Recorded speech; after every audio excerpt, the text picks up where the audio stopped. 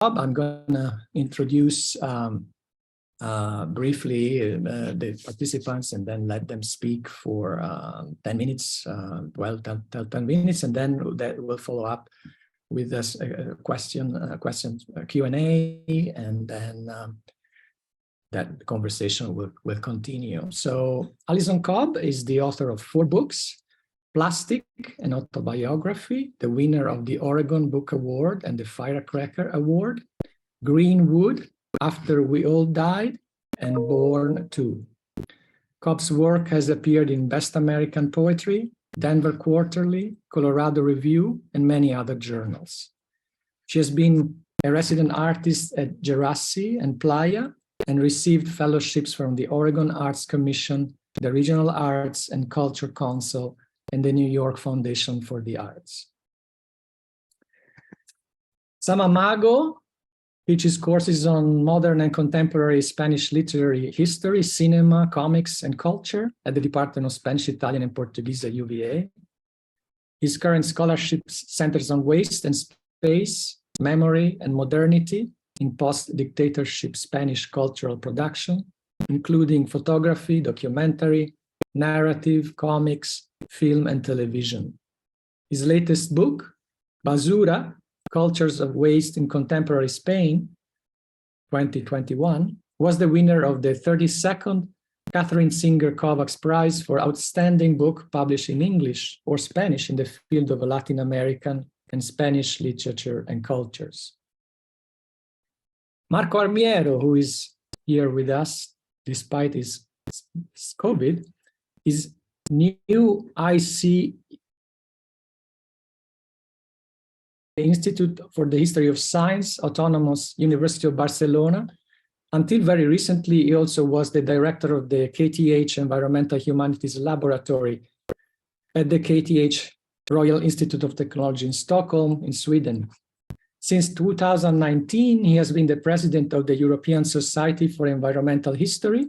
He has worked on the nationalization of nature, migrations and environment, and environmental justice.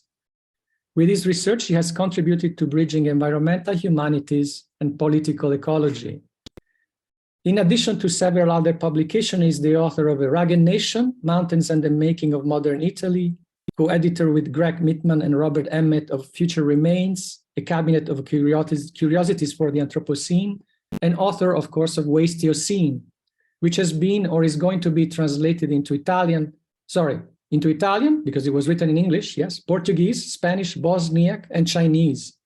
Most recently, with Roberta Biasillo and Wilco Graf von Handerberg, he wrote Mussolini's Nature, an Environmental History of Italian Fascism.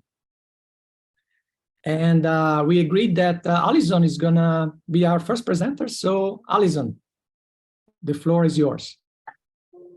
Thank you so much, Enrico. It's such an honor to be here, and thank you to everyone in environmental humanities at UVA. I'm just so pleased to be part of this group and part of the conversation that I'll follow.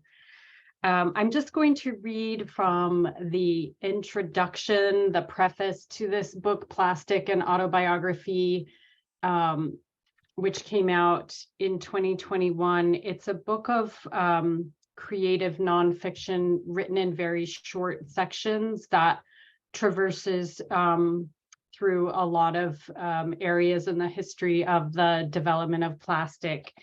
One thing that wasn't in my bio that I might just add is that I serve as a senior director for justice and equity at the Environmental Defense Fund, which is a US-based but global environmental nonprofit. Thank you. In addition to my work as a writer. The opening section of Plastic and Autobiography. It starts with an epigraph from the writer Rebecca Solnit. I wanted to trace the lost patterns that came before the world was broken and find the new ones we could make out of the shards. The thing turned up in a corner of the yard just outside the fence. I found it when I went out to take Quincy for a walk. Curved and black, plastic, 4 feet long, a foot at its widest. I thought at first it was a car bumper. I put it in the grass by the porch. The next morning, it was still there. I sat next to it in the sun and looked closely. It was not the first piece of plastic junk I had sat staring at. For nearly a year, I'd been picking up all the plastic I found on my daily dog walk. I'd been arranging it into patterns, taking photographs. I'd been storing it all up in plastic garbage bags on the back porch. I didn't know exactly why I was doing this. I wanted to understand something. Plastic on the dog walk, plastic on visits to the beach, plastic studding the ground everywhere I looked. I gathered it all up. I am the no and the yes. A line from the poet Hannah Sobelman's first book. It has lived with me for years, sometimes whispering through my mind in its old remembered rhythm. In the poem, Sobelman follows the line with a qualifying phrase. She narrows it, makes it domestic, but I want the raw declaration hanging there on the turn of itself. I am the no and the yes. For nearly half my life, I've worked for an environmental group. I spend most of my days in front of a computer screen, taking in a deluge of information about planetary trauma and emergency. Most of it floods through me, too vast to grasp. But plastic was a shard that stuck. Plastic I could touch, and it could touch me back. On this day, as I sat beside the car part, I was thinking about the German philosopher Martin Heidegger, his essay called The Thing. His book, Poetry, Language, Thought, had sat on my shelf unopened since graduate school. A few days earlier, on a whim, I picked it up. Heidegger writes that distance disappears and all things come equally close because of technology. In 1945, when he wrote the essay, he meant airplanes, the radio, TV. These inventions bring everything before us in image and sound. Ancient Egyptian pyramids, a cat in Japan, glaciers shearing off into Arctic waters. Everything flattens out, a uniform, distanceless, as he calls it. But this does not make anything present. The only way to approach a thing, to bring it near, is by sidling up to it, by thinking around or through what appears obvious. He performs this kind of meditation on the thingness of a clay jug. I thought of meditating on this car part. It had a smooth surface, shiny. One side was flecked with light splash marks from mud or paint. It formed a complicated shape, wide at one end and tapered at the other, with holes and slats and ridges all along its length. The widest end contained deep score marks, some scratched all the way through the plastic. It was stiff, but still pliant. Without the car body to hold its curved shape, it folded in half like a wing at its narrowest point. The image that came to me was an albatross carcass bursting with plastic. This was the first shard that stuck, a snippet in a news story about a piece of plastic from World War II, found inside a dead albatross chick 60 years later. It stayed in my mind for years, like the no and the yes. I dragged the car part inside the house. Nearly 10 years later, it sits beside me near my desk. I learned this: the world is not broken, or it has always been shards, kaleidoscopically interwoven, not one world, many, threaded through one another like fungus hyphae through soil. World's end. As Catherine Yusoff points out, in a billion Black Anthropocenes or none, some worlds have ended over and over, lives consumed and discarded by individuals woven into systems that give them life and death power. Like settler colonialism, like capitalism, these are systems built by humans, but they exceed individuals. They extend across generations and geographies, planet-scale forces of destruction. Plastic waste stems from this consume and dispose violence. I learned that waste is not an unintended consequence of a miracle new technology. Waste is inherent in plastic production as it accelerated after World War II. In 1945, days before the US military incinerated 2 cities with atomic bombs, a DuPont executive looked forward to the end of the war and the surge of buying that would follow as soldiers returned home and bought houses and cars, washing machines, and refrigerators. The job ahead, he told a group of marketing experts, see to it that Americans are never satisfied. Plastic embodies this infinite desire. Conjured out of gas and oil, the seemingly endless reservoirs of dead plants and animals underlying Earth, plastic transmutes death into eternal life. The word plastic refers not to any specific object, just the quality of a material, that it is capable of taking shape, an endless stream of shapes. Objects formed from plastic ease suffering and save lives. Artificial hearts, IV bags, the tube snaking out of a respirator.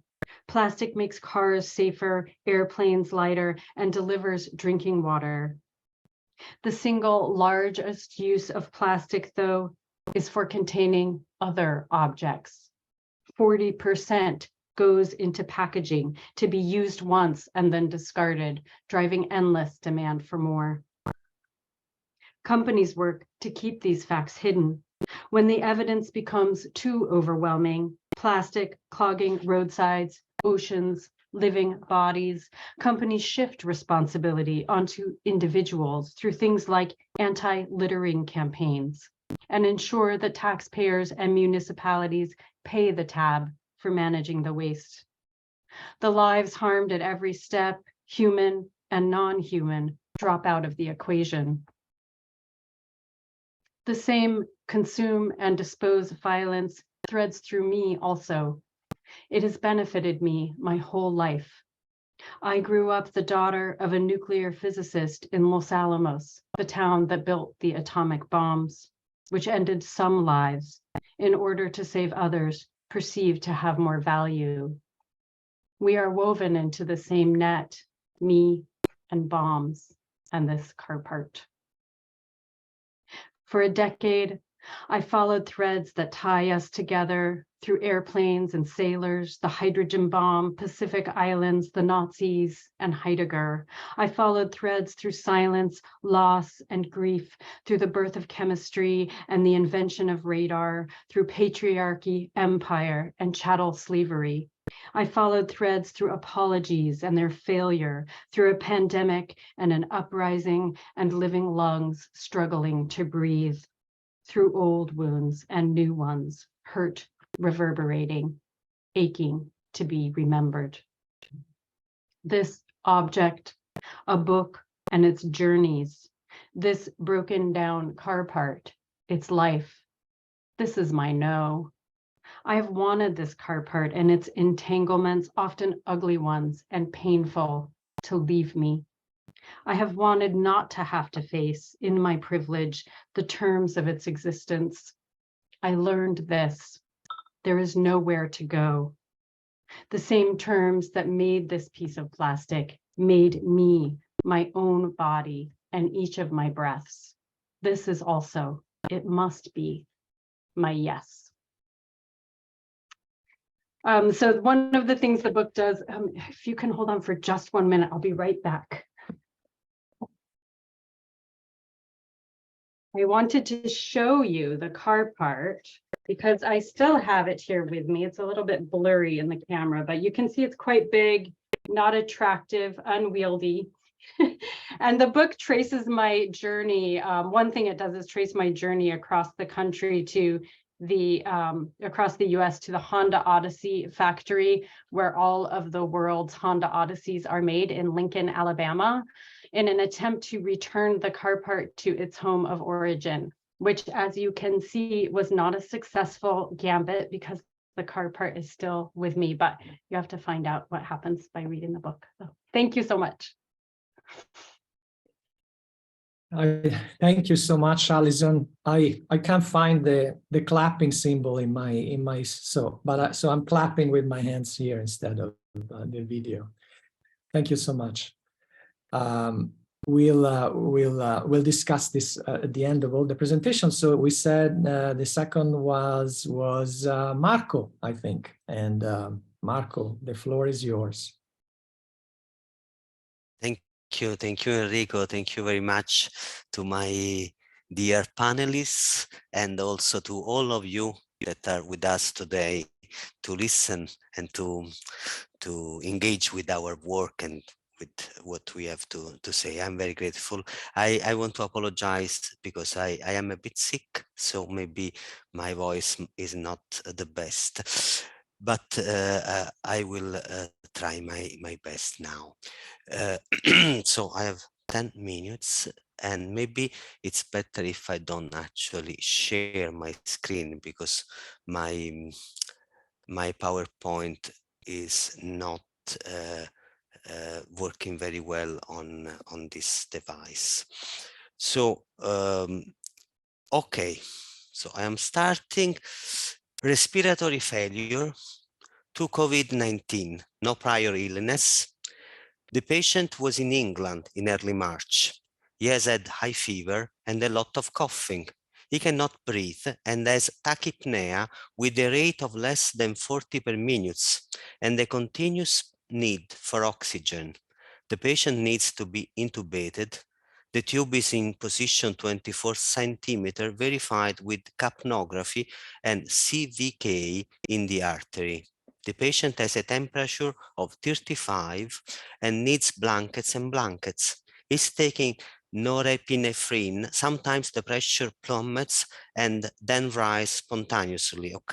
Occasionally, the patient opens eyes, grasps hands, and asks for sleep. The patient lost 1 kilo in 1 day. He vomited in the evening. We increased the propofol, but the patient is very scared, started coughing and tried to sit up in the bed to vomit. The situation is very critical. We need to call the family. This is a passage from my diary in the ICU, in the intensive care unit in Sweden in March 2020. Why I'm starting from this? Well, for many reasons, I guess. Maybe because I strongly believe that the personal is always political and the political is also academic. But let's focus on the Wastocene rather. I start from this because the Wastocene, the age of waste, is never impersonal. It is not like the Anthropocene, the geological age of humans, stuff that you read about in books that the scientist on TV explains to you. The Wastocene mixes with your body. You breathe it into the air. Often you start ingesting it as early as breast milk. Wastocene enters homes, kitchens, bedrooms, of course, the homes of those who have homes. I wrote this book, The Wastocene, Stories from the Global Dumps, during my convalescence. I became seriously ill with COVID-19. I almost died. I said goodbye to my family over the phone because according to the doctors, I was in danger of not surviving the night. Why I share with you, with strangers here, more or less strangers, my cases, my illness, my hospital diary? Well, a little bit to be less of a stranger, to get to know each other, apart from the official introductions, the titles, the assignment, the professions, the universities. As a scholar, I have always been told and that I am a strange subject. I think that what I study and write has to do with the personal, with my biography, my history. So I wrote this book when I came out of the hospital after a month with more or less 20 kilograms less, the strange voice from the intubation, and a strange monsters that show up every time night fell and darkness brought me back to the coma in the ICU. How can I tell you about this book without telling you about all this? I am not a private person, you might guess. You can find these things in the book as well. My life is intermingled with the pages of the book. The disease peeps through the toxic waste data in the Agloboshi landfill in Ghana. A primary school friend resurfaces from the cardboards standing in the poor night of the 1970s Naples to end up asleep in the class where I was in the same class with me, condemned myself to be the best in the class because, as my mother would repeat me, and I'm quoting, for those like us with no saints in paradise, it is not enough to be good. You have to be the best in the class. All this is in the book. There are fragments of my life mixed with the history of my city and that of the Wastocene, the era of waste, which I want to tell you about. Because the Wastocene, the age of waste, is never impersonal. It's not like the Anthropocene, the geological age of humans, stuff that you read in books, that the scientist on TV explains to you. The Wastocene mixes with your body. You breathe it into the air. Often you start ingesting it as early as breast milk. Wastocene enters homes, kitchens, bedrooms, of course, the homes of those who have homes. Everyone is digging. For some reason or another reason, BP, which would be British Petroleum, but apparently now it's beyond petroleum, the power of wording, right? Really, you can say the word and change everything. BP digs very deep wells, even in the sea, in search of oil, precisely. Gabriel Resources digs in the Pink Mountains of Romania for gold. They dig up the mountains of the Susa Valley to run the high-speed train, the progress in Italy, the high-speed train, the progress that runs as fast as an unuseless train, as unuseless progress. Geologists dig to find out if we have finally entered the Anthropocene, the age of humans, and where is the unmistakable sign of our power as a species. The very famous golden spike, right? Where is the golden spike? It seems to be in the 1940s and 50s when the nuclear powers left their atomic signature written into the geosphere. But maybe it was with the Industrial Revolution, the capitalist revolution, the one without guillotines and Soviets, just so much poison, war, and misery. That, yes, a clean revolution, where you die without even being killed. You fail in war, you fail on the job, you are victim of a terrible accident. Capitalism never kills. It knows how to behave well in society. And if one dies from capitalism, it means that she was not fit for it. What would you see if you could dig into people's bodies? What layers would you find? I imagine in the body of a worker, a factory worker, we could find traces of the asbestocene, and then traces of the CVMocene or the PVOcene. For miners, we will find the silicocene. For agricultural workers, the glyphosatocene. For all and every subaltern, the wastocene, the area in which capitalism produces people and communities to be thrown away, to be discarded, to be worthless once every last drop of value has been extracted from them. When I speak of rejected, of wasted communities, I mean multi-species communities where humans and other animals, plants, soil, cultures, everything is turned first into a mine to be exploited and then a garbage dump.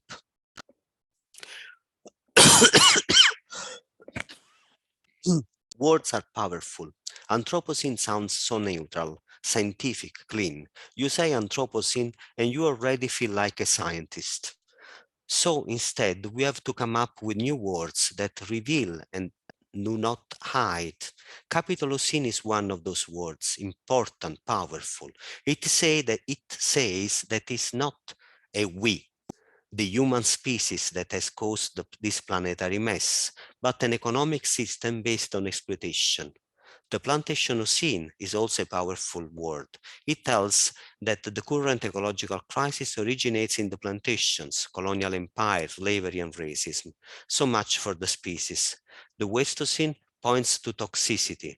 If the Anthropocene is a planetary, disembodied narrative, the Wastocene, on the other hand, is about communities, bodies, and how a way of producing and consuming transforms everything alive into a gigantic socio-ecological dump. So the Wastocene is not the age of waste.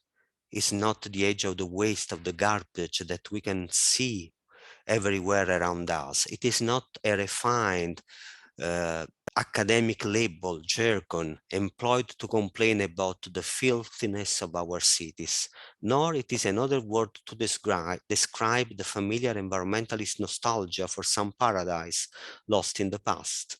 In fact, the Wastocene is as much as about cleanliness and aseptic environments as it is about filth and contamination, because in the very essence, discarding means deciding what has value and what does not have any value. And I have, I think, 1 minute to end. And let me say this maybe just, no, even less than a minute. The last thing I want to, yes, thank you,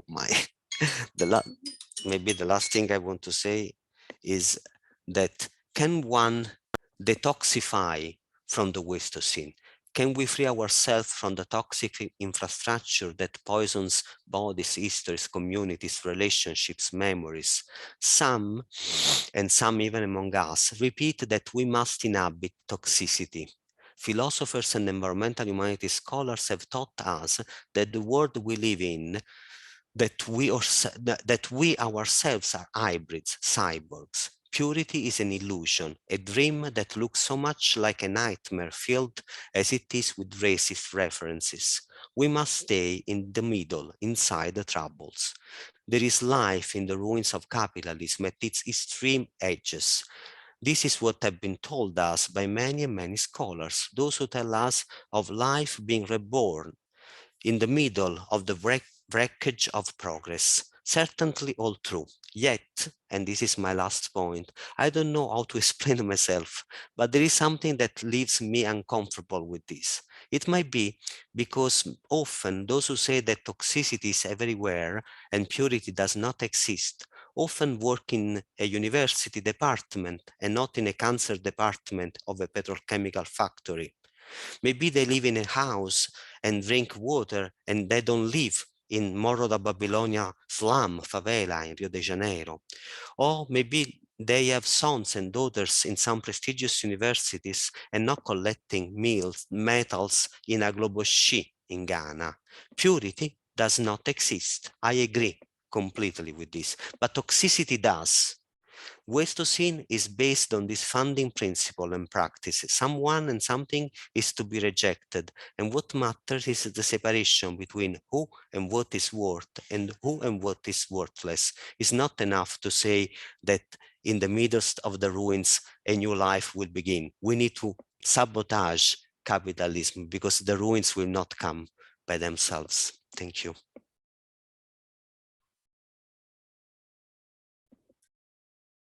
Thank you, Marco. In spite of your COVID, your words are always powerful and moving. Our next speaker is Sam Amago, who has already shared the screen with us. And Sam, you're Thank on. you. I wanted to do something a little bit different.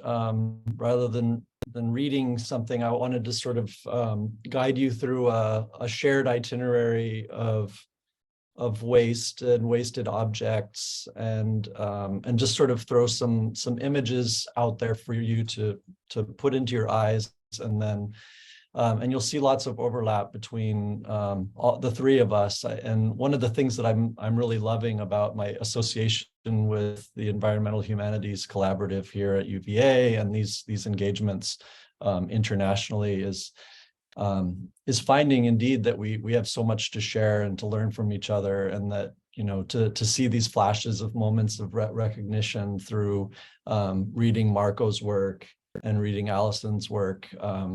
It's a common ground that I think is really crucial for the humanities and for humanity. For the graduate students in the group who are interested in waste, I thought I would share a few useful works, but this is by no means exhaustive. It's an ever-expanding bibliography. I would add Alison Cobb's work to this list. So my dalliance with waste begins with my position as a scholar of modern and contemporary Spain, who has had as someone who lives away from Spain and would visit periodically throughout my life.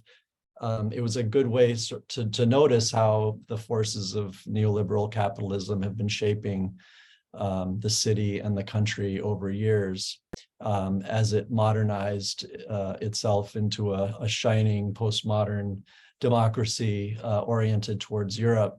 So here's an image from not too long ago of the Apple flagship store in the Puerta del Sol, which was accessible for 3 years on the metro as the Vodafone metro stop. So a first sort of image of how the country is being shaped by global capitalism. And the project that eventually became the book began when Madrid sanitation workers in 2013 stopped picking up the trash. It was a skirmish between municipal authorities and the unions. And over the course of a week, the country or the city became transformed into a garbage dump. And that's when I started engaging with Serenella Jovino's work on Naples, and I began to explore eco-criticism. But the text that was most eloquent to me was one of the foundational fictions of Spain's transition to democracy, Women on the Verge of a Nervous Breakdown, which many of us have either seen or we were exposed to it in Spanish classes or in film courses.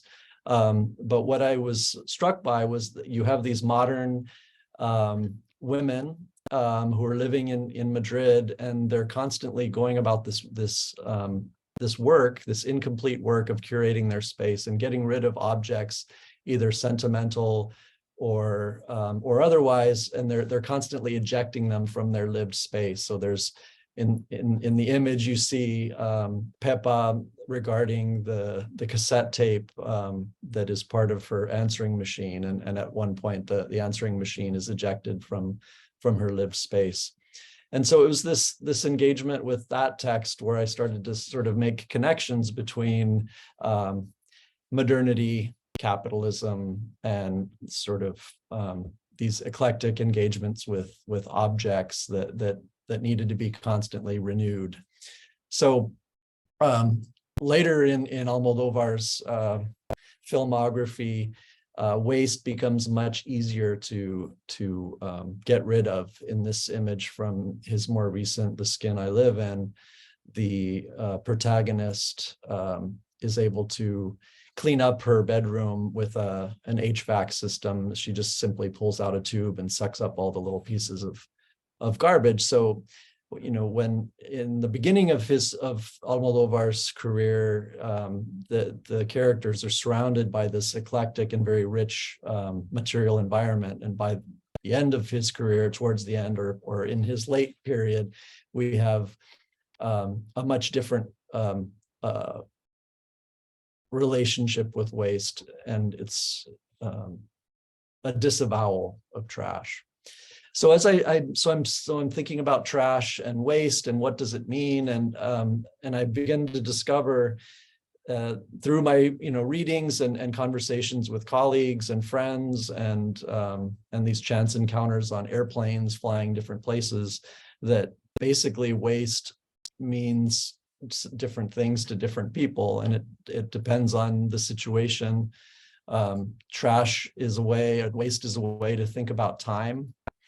I have some quotes here from a philosopher of waste, William Viney, and this idea that in regarding the waste object, we come into contact with a certain kind of conception of time and temporality, and that could be through objects of sort of consumer electronics is maybe the best place to think about time and planned obsolescence and sell-by dates and updates, and how that logic of capitalist time and temporality rules a lot of our lives through the objects that we use to access and communicate. At the North Carolina Museum of Art, there are several works by Chris Jordan, which engage with this sort of, and maybe we can talk about this later, the scale of electronic waste and talking about the comments that Marco has made and that Allison has referred to also. So there's temporality, but then there's also a sort of ethical and a broader time scale that involves sort of the human. And this is a concept that becomes ever more present as we think about the Anthropocene and time scales. I was interested to find these two documentaries, En Construcción, which is by Guerin from 2001, and this other documentary by Patricio Guzmán, Nostalgia de la Luz. And both of those texts, Guzmán is a Chilean documentary filmmaker, and Guerin is based in Barcelona.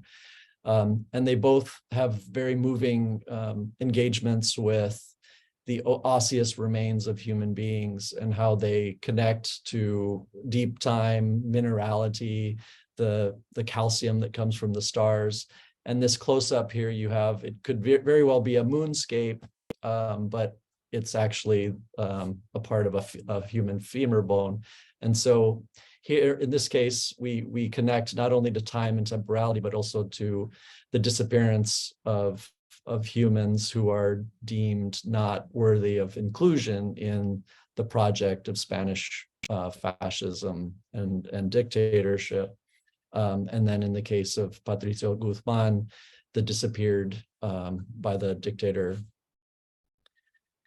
So that's temporality. So it's a way to think about time. It's also an interesting way to think about space. So I went back in my project to look at different modernization projects in Madrid and in Paris, and how the expanding modern city displaced those people. Again, the drawing of lines, the tracing of borders is the way in which some people are deemed to be part of the body politic and others are expelled from that logic. So one of these, this image by Manet, which is in Pasadena's Norton Simon Museum, the chiffonnier is as a sort of harbinger and symbol of modernity. And this is the character who Benjamin picks up on as a sort of emblematic figure in visualizing the poetic method, the modern poet who roams the city in search of rhyme booty. And then I came across this wonderful quotation that Benjamin includes in his book on Baudelaire, where he describes the chiffonnier, or the chatarrero in Spanish, the waste picker, the rag picker. Here we have a man whose job it is to gather the day's refuse in the capital. Everything that the big city has thrown away, everything it has lost, everything it has scorned, everything it has crushed underfoot, he catalogs and collects. He collates the annals of intemperance, the Capharnaum of waste. He sorts things out and selects judiciously. He collects like a miser, guarding a treasure, refuse which will assume the shape of useful or gratifying objects.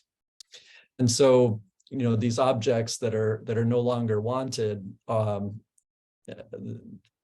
have an extended life, which again is only extended even further with plastic. But how it's interesting to me, and I talk about this in the book, about how how waste is central to culture, and how that operation of deciding what is going to be expelled and what will be retained is basically like what culture is, and it becomes very interesting and illustrative to look at those things that are discarded and what things are picked up again. So waste is also a very interesting way to think about aesthetics and culture. So thinking of our audience and our embeddedness here in the Department of Spanish, Italian, and Portuguese, I have an image here of a tin, Piero Manzoni, who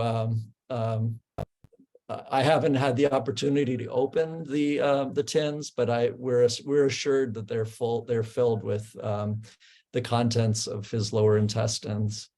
Other artists have engaged with casts-off, Robert Rauschenberg. I mean, the list is literally unending. But a Barcelona-based artist, Francisco de Pájaro, Art is Trash from 2019, and then these aesthetic engagements with waste space or junk space. Oscar Carrasco has a wonderful series of photos of abandoned buildings. It's ruin porn in and around Madrid. And then Jordi Bernardo, who has a slightly more critical approach to representing Spanish wasted spaces through an eco-critical lens. Here you have this ironic inclusion of the phrase "for sale."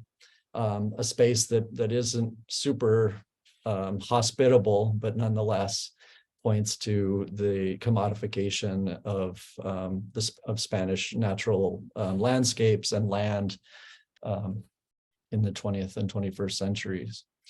Other more recent works, Blake Fall Conroy's Factory project. This is a replica of Baltimore's Wheelberator factory made out of metal, and it's set up in the exhibition space and it pollutes the space, and so it's a really powerful and representation of, and indeed like not even representation, but it actually fills the space with toxic fumes. And then Robert Frohart has this plastic time machine. If you look close, you'll see that you insert a plastic trash item on the left, and then you enter a future date, and then you see below for the future. And if you have a good predictive imagination, you know what it looks like. It is exactly the same as when you put it in. But again, that sort of playful aesthetic engagement with time and temporality and aesthetics, which leads me to thinking. Trash is extremely productive, beginning basically forever. I began sort of my first engagement was with Mary Douglas's Purity and Danger from '66, but you can trace, through the bibliography of, in theory, Derrida and Bakhtin and Benjamin and Bataille. Everyone seems to have something to glean from the waste as a way of thinking about modernity, value, politics. So politics, access to space. This is another image of the sanitation workers strike. And this was an image that was shared to me through Facebook by one of my cousins in Spain. And I loved how the days turned into weeks of people not have of trash not being collected. But then there's this sort of editorial placement of trash. So it's not just around the dumpsters and the trash cans. People start putting them in different places. So there's an agency here whereby waste is deposited in front of Bankia, which is the one of the major financial institutions that was implicated in the financial crisis in Spain in 2008. So that access of this citizen of Madrid who cannot access the space of capital because of the waste that is created by that system. And so again, when trash ceases to disappear, we begin to see the logics of the system that create it. And that one of the most valuable things about waste, and that we see in Alison's work and Marco's work, is visibility and noticing. And this is what Serenella Giovino talks about in terms of the promiscuous mode of noticing that comes with material eco-criticism, where you begin to become aware of how these logics work, because capitalism thrives on on disappearing and externalizing the impacts of it that it has on our lived spaces. And then just sort of drawing into politics and ethics, there was a reference earlier to Agboshi in Ghana, benzene, pollution, invisible pollution, and then this teeming, Italy really does it better than Spain. This is just an amazingly exorbitant display of waste and municipal engagement with and commentary on the failure of municipal and state modes of waste disposal. And so my book ends with a sort of archaeological gesture. It ends with a discussion of the Garfield phones that, as if by a sort of ghostly measure, they would wash up on the shores of southern France. And every so often, especially after big storms, there would be these Garfield phones for like decades. And it was this mystery, and they finally found that there was a shipping container that had been lodged under some rocks. And so whenever there was a very big storm, it would release some of these a lot of them were perfectly intact Garfield phones. So thinking about the durability of plastic, and the sort of accidental nature of a lot of archaeological engagements.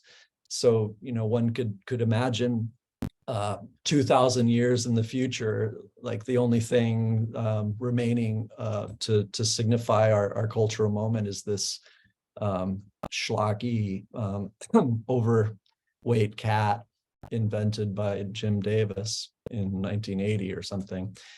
And then the other image, which was a lot more powerful, and that interestingly Pedro Almodóvar incorporates in his most recent film, Madres Paralelas, Parallel Mothers, is this plastic child's toy, a rattle, that was found with the osseous remains of a woman who was disappeared by Franco's regime in the early days of the Spanish Civil War, and that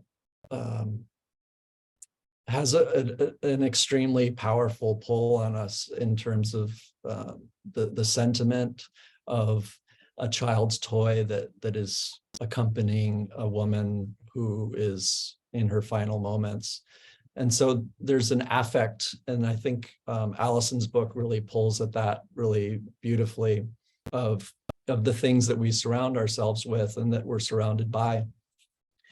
And so again, just to sort of conclude here by saying that trash is something that is very productive for thinking about a broad array of different fields and ideas, ontologies, and ways of being. Thank you.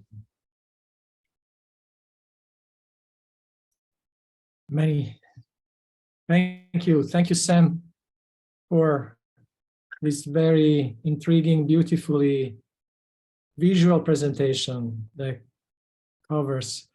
As you can see in the chat, Sam Jacob just wrote that if you want to ask questions and answer, please type your question in the box. And if you want to join live, or if you have a question, I can read the question. Since I don't see questions while we are waiting for questions, I have just a couple. One I have. One is maybe obvious, since this is the first panel of a series that is environmental humanities at scale, and I wonder how. And yeah, just from the titles of your books, somehow, even though they're not corresponding exactly, of course, to the content, because Alison's is not really. It is an autobiography. It's much more than autobiography as well. But starting from the small, like the individual, the autobiography, to Spain, to the region, to the Waste-Eocene as a larger notion. I wonder if you can say a few more, or comparing your own work on the notion of scale, and we all know about the necessity in this Waste-Eocenic or Anthropocenic time to zoom in and zoom out, to keep at least one of the strategies to keep an eye on what is going on the situation crisis that we are facing. So just if you can say something on that, on this, how you personally thought about this issue of scale as you were working on your books. I could respond quickly to that, and then ask others to share too. I think when I thought about writing this book, living in the United States about 12 years ago, I wanted to write something to make the Anthropocene very concrete, because at that point in my privileged North American existence, climate change did not feel very concrete. That has changed since I've spent the past 2 years fleeing wildfires in Oregon. And plastic to me was the most intimate and the most present and the most accessible. And I wanted to have this very deeply embodied sense of deep time in the body experience of it. I think that, and I loved Marco's, deeply personal insistence on the Waste-Eocene, and the fact that the Waste-Eocene manifests itself inside bodies. I think that if we are to address this scale that really exceeds at least my ability to imagine, and I think maybe the human capacity to imagine the scalar impacts that we're having, I think it requires that, for me, it requires that deeply felt sense of the stakes, because it really requires a change in culture and an individual relationship to everything.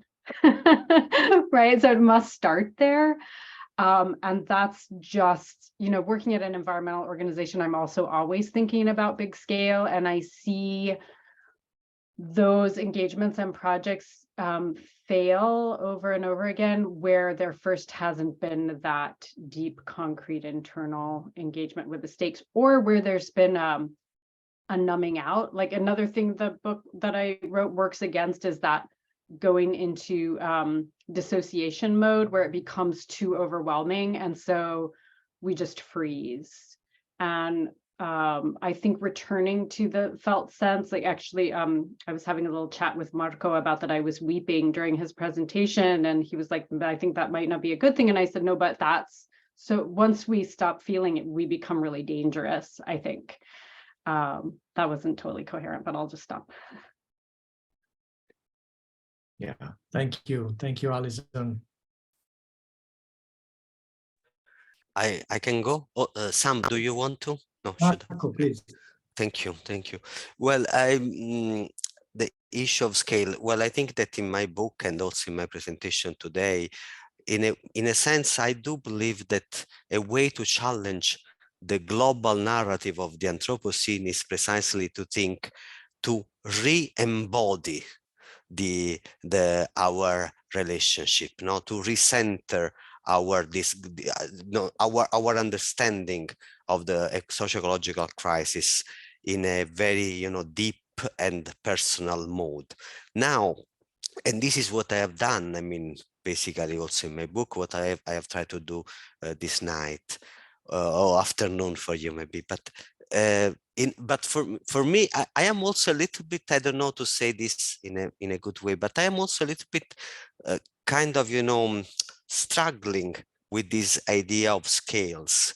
Because first of all, the first question I ask myself, who will define the scale, and who will say what is big and what is small, what is large, what is, I mean, there is I am afraid that the notion of scale is very much connected with hierarchies.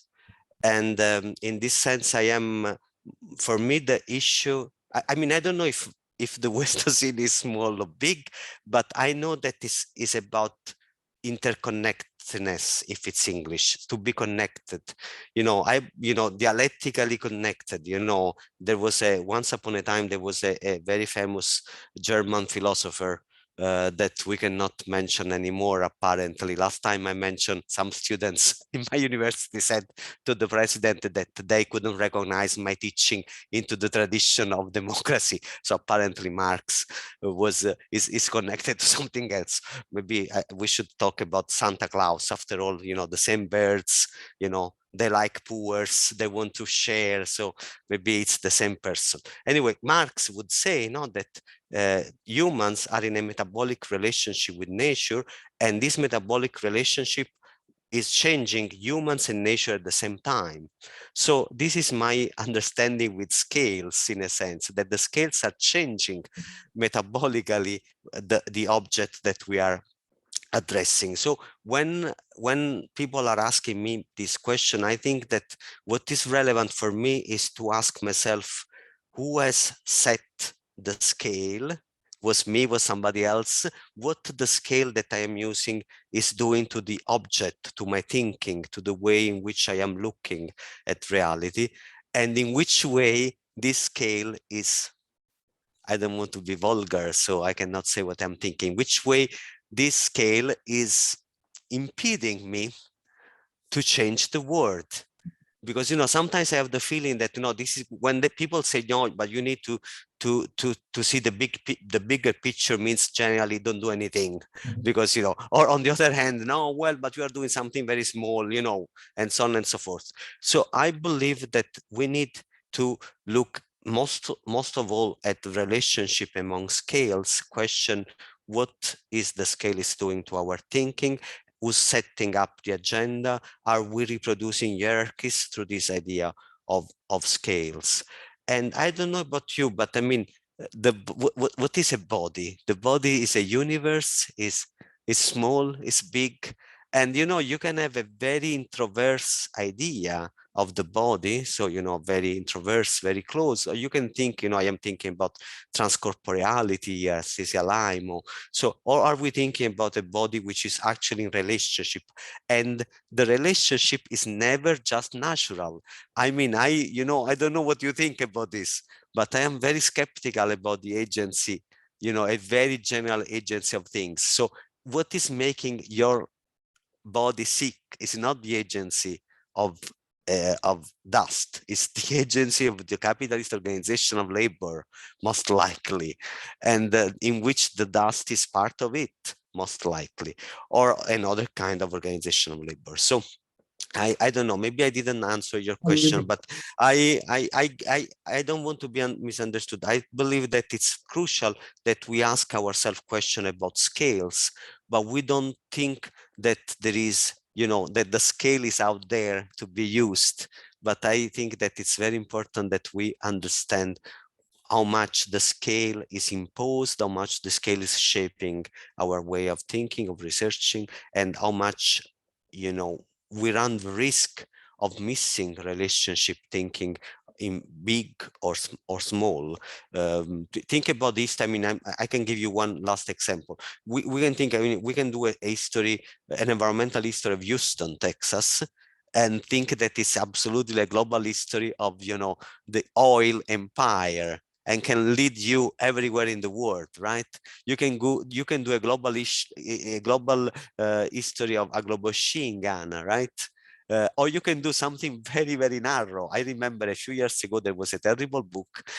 I hope, well, I don't know, at least terrible to me. It was a terrible book, which was an environmental history of Europe. You might say, well, it's pretty big as a scale. Well, it was very narrow. There was no colonialism, for instance. It was really Europe. They had a very clear understanding. It was the Urals, the Atlantic, the Mediterranean, and so on and so forth. So as you can see, I've seen, you know, global history of a small town and very narrow history of a continent. Yes. Marco, you answered very clearly and importantly, just thinking about who sets the notion of scales and questioning the notion itself. So it was a very, very thorough and helpful. Sam, you want to add a few words to what Marco and Alison?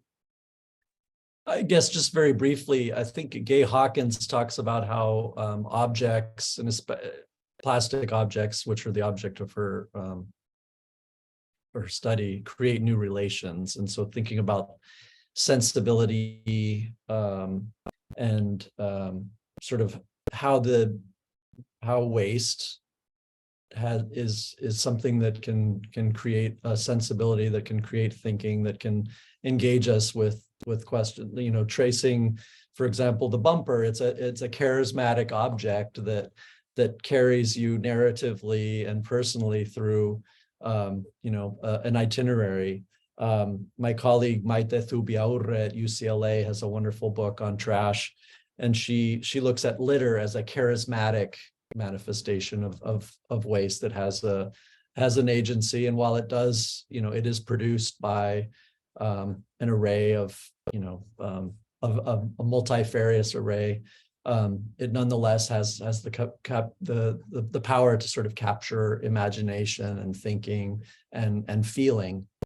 So we might also think about the baby's rattle, you know, like there's something that's been held and caressed by a human being in historical time, the context and how it's made present by that object. And that's where I think new materialist approaches to thinking about trash are evocative, even if, you know, sometimes they elide the responsibility for the production of those objects from their accounts.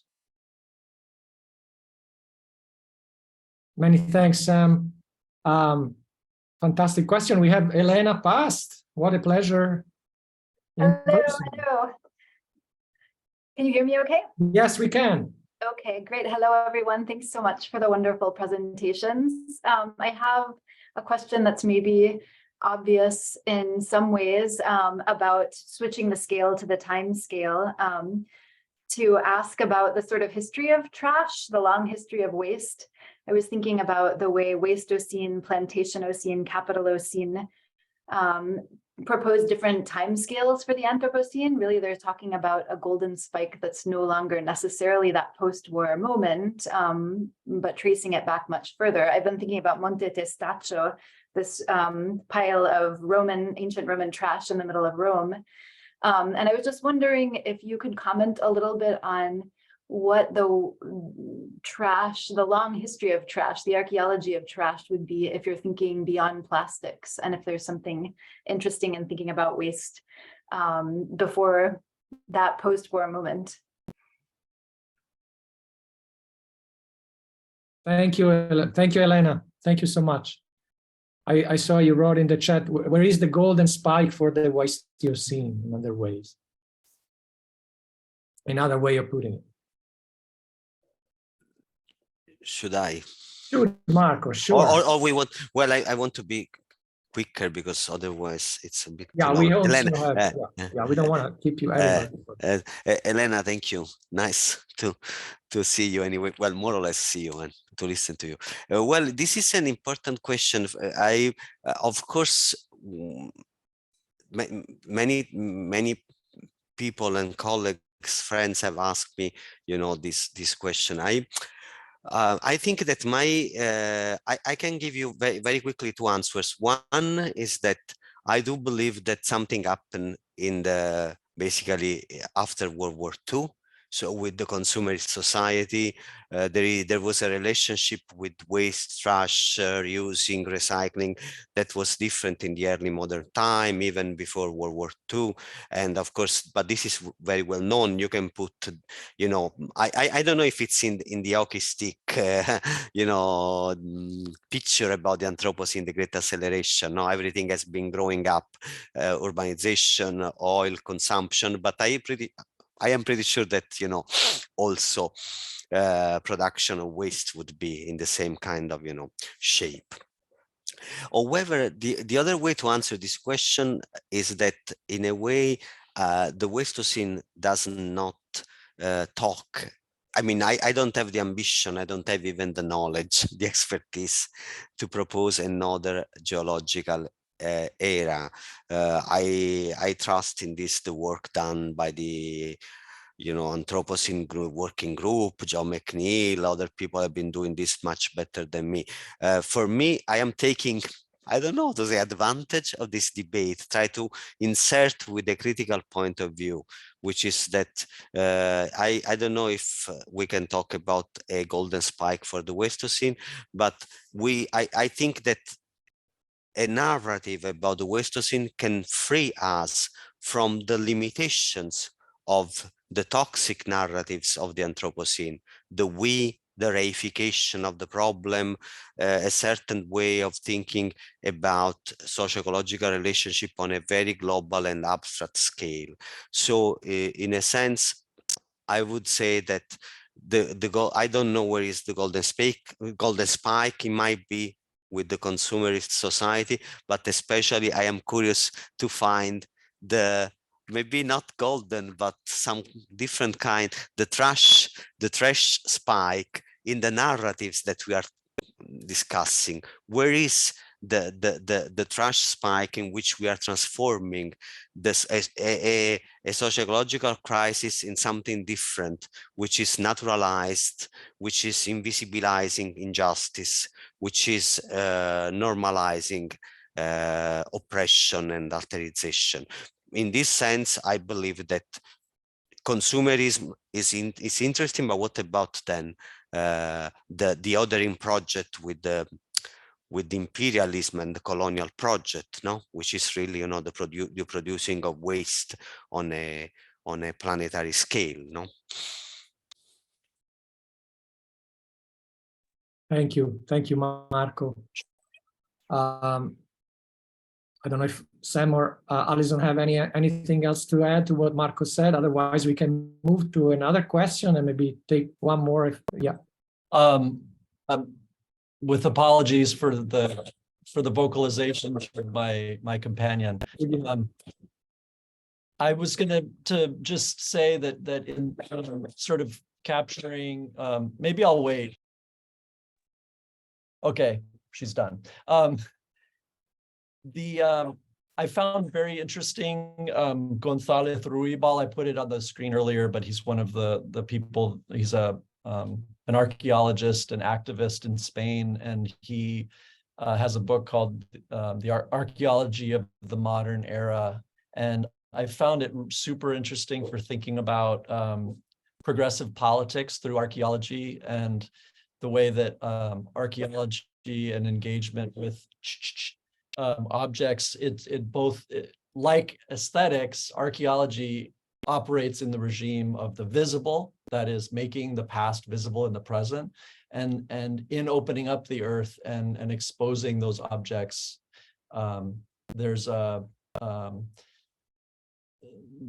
ontology of the present of the past in the present. So there's a refusal of a sort of temporal logic of separation, and I would offer that perhaps to the other question from Giselle about Latin American waste.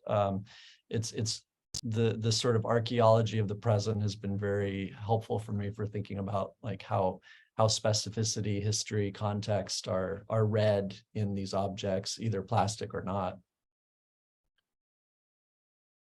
I see that Sammy already answered to Gisela's question. So I think it was specifically to you, I think, since it's just talking, so we can avoid to. Let's see if we have. I might just quickly add, while you're looking for more questions, of Marco's point about the relationship between Please. Colonialism and consumerism and waste made me think of Max Liboiron's book, Yes. Pollution is Colonialism, where, waste is defined as by its, in its essence, a colonialist, because it's the offloading of the discarded and unwanted onto other bodies and other lands. I think that's a helpful link. And I also agree that, and also speaking a little bit to Gisela's question, I think in terms of specific, one of the things that I always want to be doing when I write is positioning myself and defining where I am and what my stakes are in the writing. And when I think about what Marco was saying about the invention of the consumer, that is really that's a different inflection point in waste production, and has to do with globalization and capitalism, and the fact, very practically, that during World War II, these factories in the US and in Europe had been refined so that they could produce 24 hours a day, 7 days a week, which was new and needed outlets for all that production. And so the creation of the consumer in those specific places was a very deliberate project. And in fact, there were marketing campaigns around teaching people to become waste makers, to throw things away, people in those cultures who had come through depression and war. And so writing from that perspective, and then seeing the ways that globalization has and continues to attempt to proliferate that creation of the consumer as a kind of colonialist enterprise, to me, is just a way to link them in my mind. I think we have a question from Adrian. Yeah, Adrian got it. Hi, Adrian. Hi, can you hear me okay? Yes. Okay, so I was really struck by the idea of waste as being so intimate, and that intimacy means many of the waste examples you talked about start with deeply positive affective relationships, right? To plastic, to surgical masks, to tubes that save lives, to children's rattles. But of course, the temporality of these strong attachments might be a few weeks or a few years, and the waste materiality lasts much longer. But I wonder if you could speak a little bit. I'm really interested in the idea of other species intimacies to our waste. So, for example, there's a really wonderful and horrifying picture of a hermit crab who's made a home out of a plastic jar that used to have face cream, or out of the head of a doll. And these are on these very remote islands, right, in the Pacific, that are not inhabited by humans, but are obviously examples of the kind of waste and flow streams, right, of the waste and where they flow to. And that the kind of long life of a kind of multi-species intimacy with human waste is something that I'm sort of trying to get my head around, because it is obviously so incredibly destructive to non-human life, but is also being co-opted, right, by birds making nests and things like that. So I just wonder if you could think a little bit about the complexity of multi-species intimacy with our waste, just as a provocation to the issue of intimacy. Thank you, Angie. Fantastic question, as usual. Anybody who wants to go? Could I share an image? Yes, of course. So I really loved this image, of this shoe. This was taken from one of the mass graves that were disinterred by the Association for the Recovery of Historical Memory in Spain. And you see, you can barely, make out the broguing in the shoe. But then you have these tendrils of either fungal or plant life that are sort of intertwined and intermingled with the leather and the materiality of that, the boot or the shoe. I don't know if that begins to sort of get at some of your question, Adrian, but I like it. It's a very productive way to sort of think about this. Maybe if I can, very quickly, I would like to try to go in a bit a different direction, because I mean I understand, and I mean we can go ahead, you know, giving several examples, you know, seagulls living in the outskirts of Naples, very far away from the sea, because there are so many dams and so on and so forth. However, why we don't think also of the intimacy of non-human species in our, you know, in a common struggle to free ourselves from the oppression of the Westocene. So in the book, for instance, in the book I'm talking about, the last chapter is dedicated to commoning, to the socio-ecological infrastructures making commons possible. And commoning is precisely the antidote against the wasting relationship. One very quick example: a factory, an abandoned factory in the middle of Rome, in Italy, the Snia Viscosa factory. A big lake has been appearing basically from the underground. There was an attempt to create a shopping mall instead of the ruins. And what happened instead, that, you know, from the underground, this lake started to come out and to rise, and some migratory birds stopped among the ruins of this factory, creating a multi-species alliances with the people from the working class neighborhoods, trying to free the park, to free this area and to transform this area into a park. Because the alternative to the ruins of an abandoned factory is not recycling the factory into a shopping mall, but to actually create a community, which is a multi-species communities, in which there is people's, you know, how do you say, canoeing in the lake. There are the birds, and there are the children playing together. So I think that this could also be interesting, how much we can build multi-species alliances against the oppression of the Westocene. Because I insist on this. I am a little bit nervous. I was in a seminar in which somebody was explaining to us that, after all, you know, in the abandoned factories, there was a lot of life coming up and so on. I agree, it's true.